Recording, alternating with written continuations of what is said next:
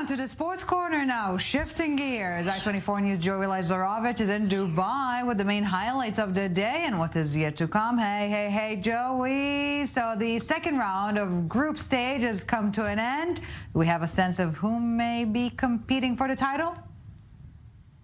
I think there's two tiers of title favorites so far. I would say Brazil and France are the two probably biggest favorites so far, the two only teams so far to have also won both of their group games.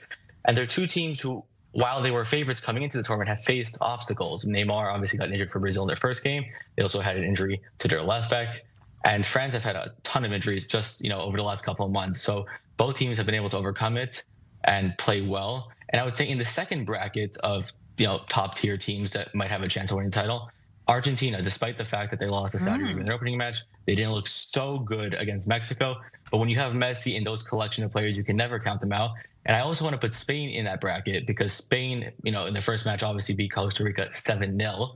And they looked very good against a German side that caused them trouble, but they kept their poise and they were able to play a very good match. So I would say those four teams stand out, and maybe just a fifth team to put in the mix, Germany as well, who played well against Spain. They still need to work to qualify out of their group. But it's a very wide open field so far. There hasn't been one single favorite. And while Argentina is enjoying Messi's company, Brazil performing without Neymar, they were the favorites. Do they still have a chance? For sure. I think there's a flip side to that in the fact that Brazil have shown that they have the depth to overcome that. Now, Brazilian media have stated that he might even be available for their third group game against Cameroon if he needed to be playing. But with their win tonight against Switzerland, and they've already qualified for the knockout rounds, it seems unlikely that he'll play in the next match and that he would probably play in the round of 16 match. Now, they did struggle tonight a little bit to create chances without him. He has a role that's not very defined. He comes back, he goes up forward, he can play all around the midfield and in the attack, and they did struggle to create a lot of chances tonight. But this is a result that Brazil probably would not have gotten 4 years ago against the same Switzerland team. It was a team that they struggled against in Russia. They drew 1-1.